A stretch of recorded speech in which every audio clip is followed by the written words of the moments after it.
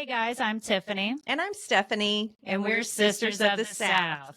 Coming to you with episode number 2. Hope you're ready for it. Woo! Episode 2, guys. All right, we're just going to get things started with how everyone's doing. Steph, how you been doing? Well, I'm doing really well.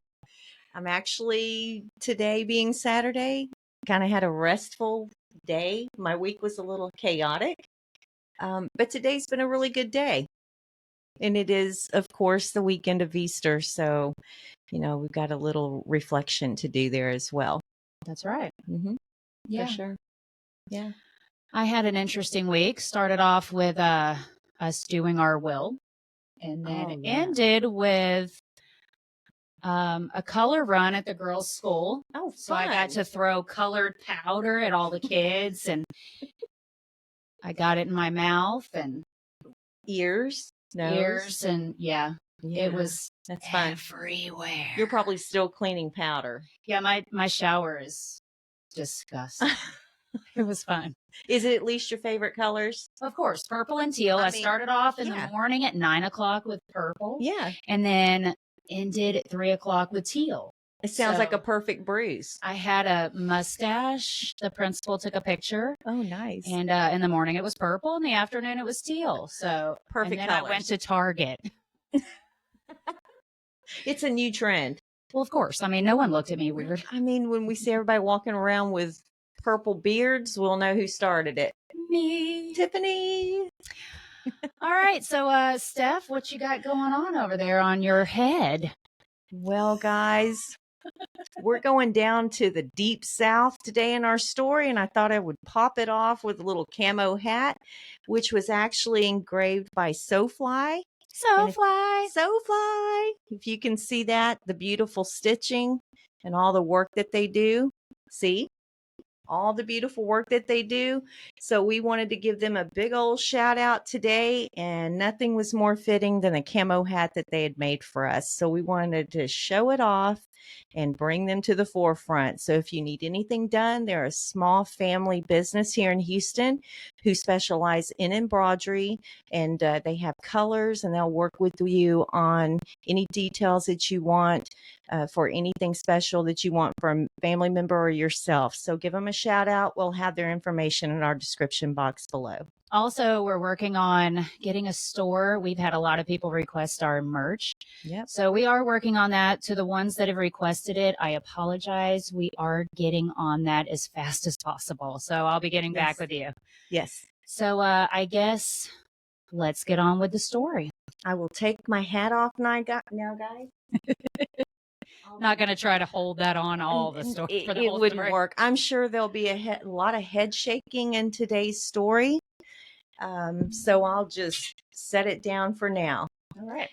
So we are actually going to go back to August 1989, 35 years ago to be exact, to a place deep, deep in the South, a small, quaint town where everyone is related. And if you're not, they want to know who your daddy's name is. And we actually know this from experience. Yes, personal experience.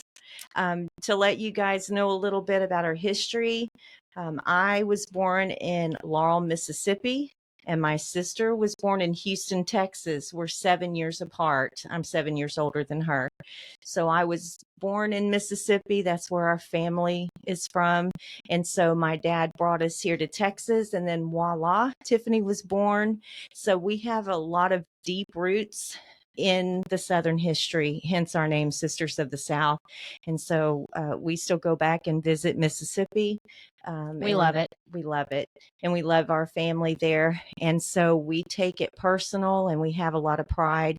And so we want to bring some of those cases to the forefront for people who aren't familiar. These families go way back for many generations. And when you live in a small town like this, everyone knows your business before you do. Sundays are dedicated to church and afternoon naps. The days are low and slow with a comforting ease. Let's mosey on over there. The location that we're going to today is Pearl River County, which is Picayune, Mississippi. You may be asking, what kind of name is Picayune? Well, to be honest with you, I had to look it up because I've taken for granted my whole life Picayune. I just knew where it was. I know people that live there. So I had to look it up. And Eliza Jane Nicholson, a prestigious resident of the town, was called on to name the area in the 1880s. She was the owner and publisher of the New Orleans Daily Picayune, named after a Spanish coin called a Picayune. She chose to name the city after her beloved newspaper. Today, the paper is still published, but it's now called the Times Picayune. Picayune is the largest city in Pearl River County, Mississippi, in the United States. The population on the 1980 census for Picayune was 10,361 people. The city is located approximately 45 miles from New Orleans, Hattiesburg, and Gulfport, Biloxi. The average household income is $32,190. In August 1989, the number one song was Bat Dance by Prince. Top grossing movie was Parenthood with Steve Martin and Keanu Reeves. The governor of Mississippi was Ray Mabus, and the president was Ronald Reagan. So today we're going to talk about Norman Charles Ladner, Jr. Norman was the oldest of 7 children born to Charlotte and Norman Ladner Sr. on May 29, 1972. He had 3 brothers and 3 sisters. Norman was known as a popular and funny teenager. He was described by his father as being happy and upbeat with a zest for life. He enjoyed helping his family in their store. He also loved spending his free time on his family's 122-acre farm, exploring pastures and the heavy forestry. Fishing and hunting were 2 of his favorite pastimes, as well as woodworking. He also had a girlfriend, and they were planning to get married after graduation. The case and details are a little bit daunting. There's not a whole lot of detail about Norman prior to his death, but looking into it, seems like he was a happy-go-lucky kind of guy. And to be honest, there's not a lot of detail about his death. Not really. Not a whole lot of investigation was done, as you'll see. But on the afternoon of August 21st, 1989, 17-year-old Norman Ladner left his family's country store to go hunting around their farm. That was just a habit that he did every day. He would go work with the family, and then he'd say, "Hey, y'all, I'm done for the day. I'm going to go traipse the woods out here, see what I can find." Which is normal. That's for normal. that area. The country life. Yeah. Yeah, he was familiar. It was home to him. He felt comfortable. I'm sure he found some peace in the woods and exploring, and there's a lot to explore on 122 acres. When he didn't return home for dinner around 7 p.m., his parents became worried. Norman was always punctual. They began searching around the property, and his father enlisted the help of some friends. Shortly before 10 p.m., his body was found. He had a single gunshot wound to the head. The authorities were there on the scene minutes later. Their first theory was that he was in a tree, had fallen out, and the gun had accidentally discharged, killing him. More than that, the rifle was split into half. The coroner at first told his parents that he was almost certain that his death was an accident, and they accepted that. However, when he released his official findings, he ruled the death as a suicide, saying that he died from a close contact wound that entered his right temple and exited his left. His parents were certain that his death was not suicide, as he was happy and had no evidence of depression. I would find that hard as a parent as well. My first concern in this situation would be you found him, you took him out of the woods, you didn't do any type of search on the ground as a crime scene, and then, no questions asked for anyone, and then you just all of a sudden rule it as a suicide. So I'm not quite sure why. Was it lackadaisical? Lazy? Well, I feel like, again, that's laziness. I don't think they did enough investigation to even come up with a final conclusion of what happened. I think they were like, well, it is what it is. Well, by the time they decided maybe we should go back and look, it was too late anyway. You're talking about the woods, um, the weather in the Animals. summertime. Yeah, animals in the summertime in the woods. It's going to rain and wash away any evidence. Did they look for footprints? Was there more than one set of footprints? Did they look around to see if anyone had dropped anything on the ground? There's just so many questions, and there is absolutely no answers, which is very frustrating when you're reading about this case. Norman's father said that the police had no attempt to locate the bullet and that the gun was not fingerprinted, which is another thing. Why was the gun not fingerprinted? Again, lazy. Right. Sorry, I have to say it like it is. But Lazy. it's laziness. And what about GSR? Did they check his fingers for GSR? I mean, where do they come up with this? I just think, number one, they're probably not educated or trained in these circumstances. But to me, that's no excuse. No. Absolutely. If they'd have done their due diligence when they walked up on his body, we wouldn't be in this situation today, and maybe we'd know what happened to Norman. Unfortunately, his family is still in the same boat. They have no answers. He claims that they never proved that it was the one that was used to kill him. He had a 1¼ inch gash on the top of his head. They did not understand how it got there. The coroner found a jagged root at the scene with blood on it. He believed that it was what caused the laceration. His father could not understand that because he would have had to have fallen backward when he was shot. The injury would not match up. His parents then had to go through the difficult task of looking through the blood and tissue at the crime scene in an attempt to find the bullet.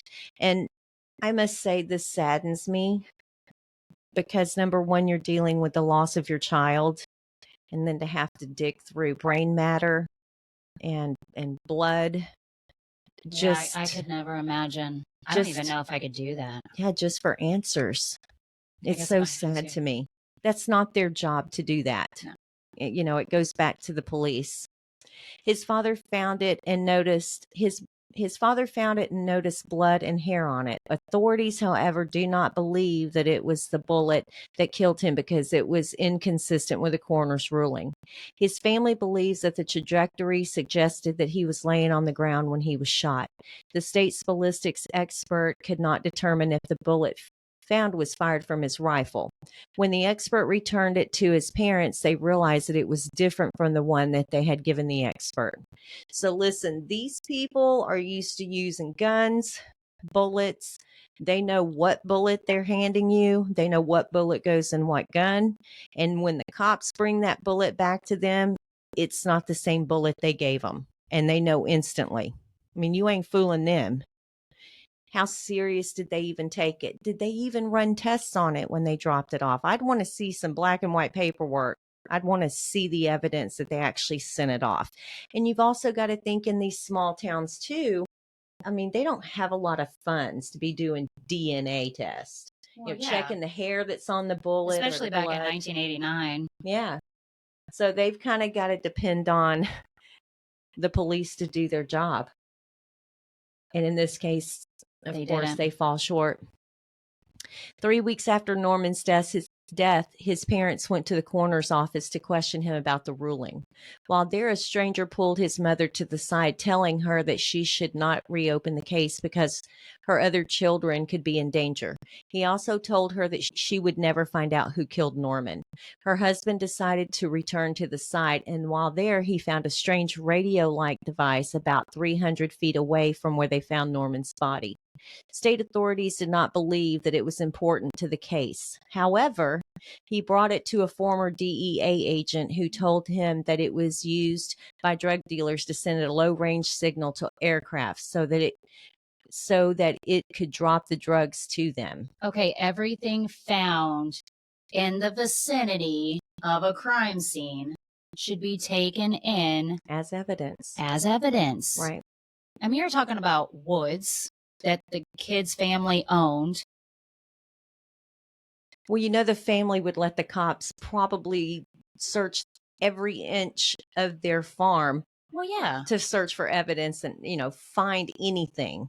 Absolutely. Yeah. So here we are with a radio device, and it was so strange to find that on his property. He had never seen anything like that before. And the police just want to blow him off, but he finds a resident of Picayune who was a DEA agent that actually told him, listen, this could possibly be a nefarious situation. So the cops still didn't take it serious. He believes that Norman may have stumbled into a drug deal happening in the woods and that he was killed because he was a witness, then in that he may have recognized the dealers. And this is a huge possibility, guys. I know we're talking about 1989, but I know as of today, the present 2024, there is a drug epidemic in the state of Mississippi. Yeah, it's terrible. Yeah, people think, oh, well, it's a country town and everybody's sweet, but there's a lot of going on. Well, you got to those imagine, woods. I mean, we're talking thick woods. Mm-hmm. Yeah. What better place to set up in? No one's going to suspect anything. No one's going to be looking for you out there. You can hide in plain sight there. Yeah. And no one's going to question you if you're out in the woods. You know, they're not going to question you. I mean, let's be honest, moonshiners, you know, hunters, drug deals go down. There's a lot of things that can happen in those woods in broad open daylight. It does not have to be done at night. No. And if you're familiar with a 144-acre farm, it's real easy to know the hiding spots. So it is a possibility that could have been a drug deal gone wrong. It could have been something really simple. The question is did Norman have anyone with him that day? That's my biggest question, because I can promise you he did not fall out of a tree and the gun just happened to fall and go off at the same time in his temple. And there's no way with a rifle, because I'm an avid shooter and hunter, that he was able to take that shotgun and put it to his temple and pull the trigger. Not with any type of ease. It just makes no sense. Absolutely no sense to me. So someone was with him that day. And you're looking at someone who's planning to get married after graduation, and he had plans. He had plans in life. You don't just, most people don't just take their lives when they've got plans that they're looking forward to. Right. Yeah. His parents also noted that he was carrying a wallet with $140 at the time of his death. The wallet was found, but no cash was in it, nor was his ID. $144 back in 1988 is equivalent to $367 today. That doesn't sound like a whole lot of money, $144, but for 1989, it was a nice sum of cash. Chunk of change. I mean, yeah. Well, there are others that their perspective is the fact that no one's going to get shot over $144. Yeah, well. And we know for a fact that people have been shot over $40. Can you imagine? And that was later than 1989. Yeah. So what would happen over another $100 in that wallet? Yeah. Why not? Yeah. I mean, to some people, that's a lot of money. Yeah. I mean, if there's that kind of drug epidemic, that's a good chunk of change to get some, right?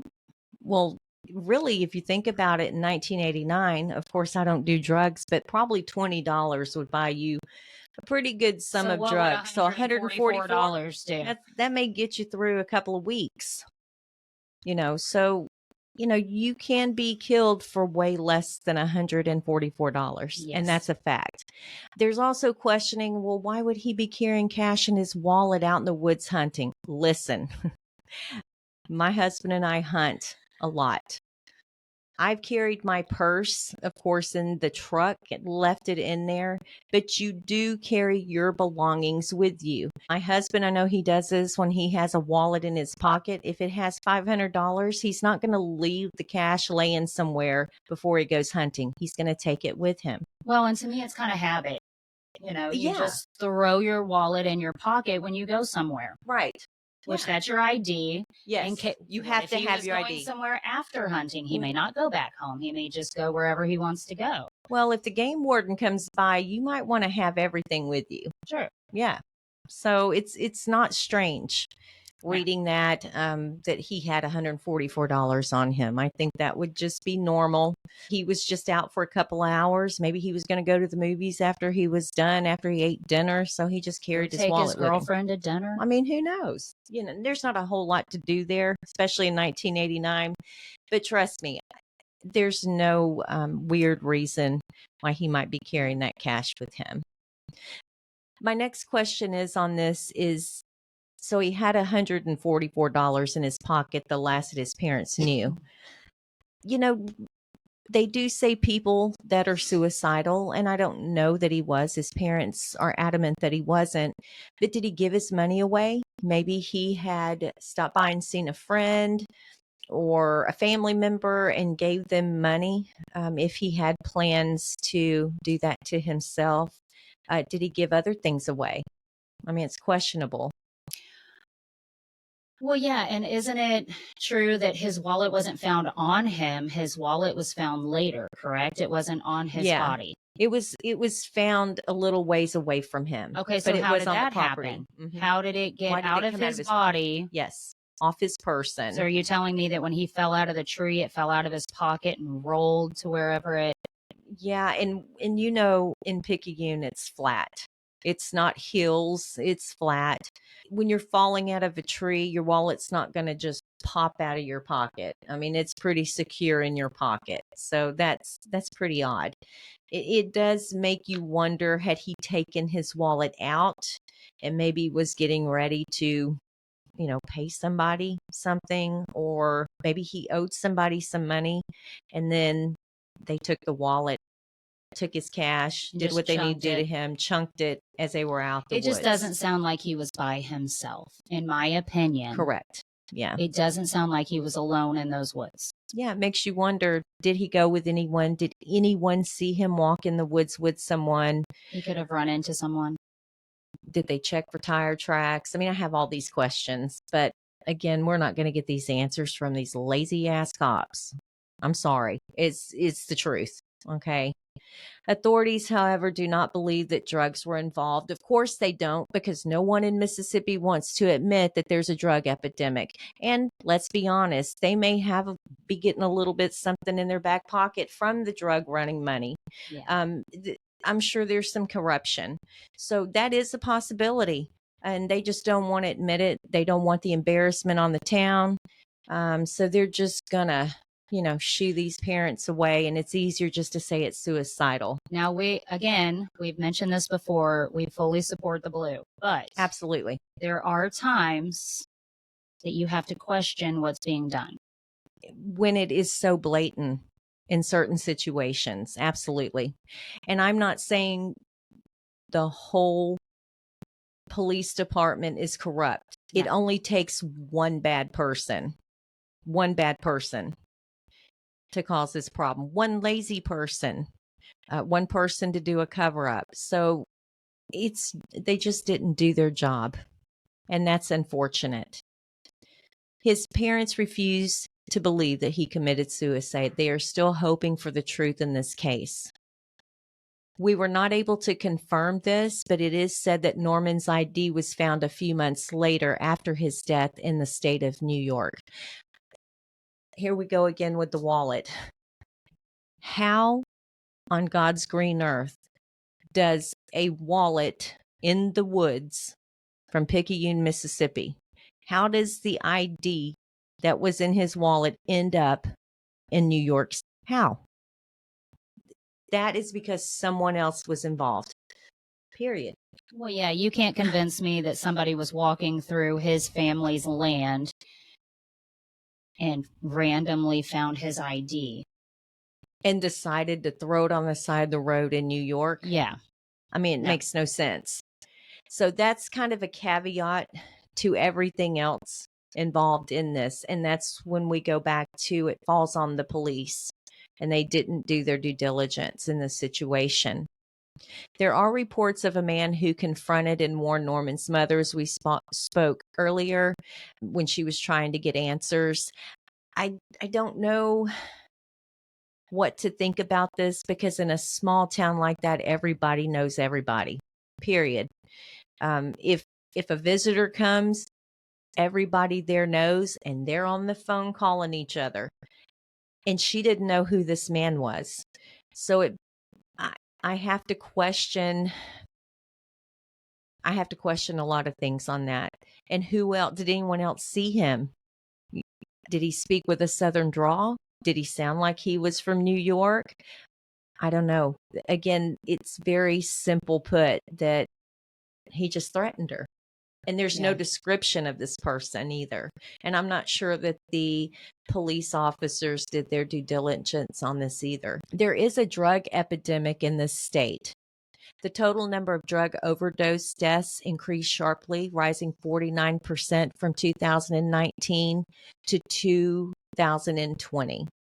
During the same period, the number of deaths involving synthetic opioids or fentanyl spiked by 125%. Furthermore, multi-drug overdose deaths increased sixfold between 2011 and 2020. Knowing this number from 2019, it's obvious that there has been a drug issue for decades.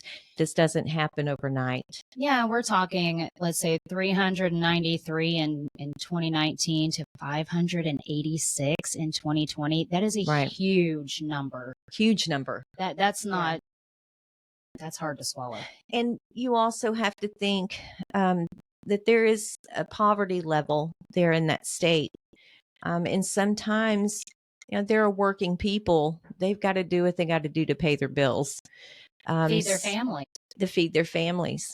And there's not a lot of opportunities in those smaller towns. So they may just find whatever they need to do to put food on the table. And so I think that's why you see a lot of this. There are people that will make the drug, but don't take it, but they are sellers of that. Right. And then you have the younger people who will actually take it and ruin their lives and their families' lives over it. And it has ruined so many families there. It is very sad. So I don't know what to say about that other than it would take a lot of training, and it would take even more decades to get the state back where it needs to be to help with this epidemic. This case is still unsolved, sadly. Norman's father passed away in 2003. His mother and siblings are still searching for answers, and they have requested that people speak about this and get Norman's face and name out there.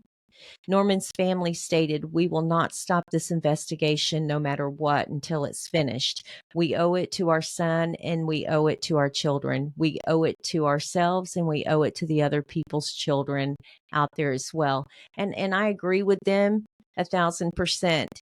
If they feel something to Fort Ferris went down, you're talking about other families in this little town who it could affect down the road. And I'm sure that, they wanted to do whatever it took to protect it not to happen again to someone else, because they lived in so much pain. And the mother still lives in pain because she doesn't know what happened to her son.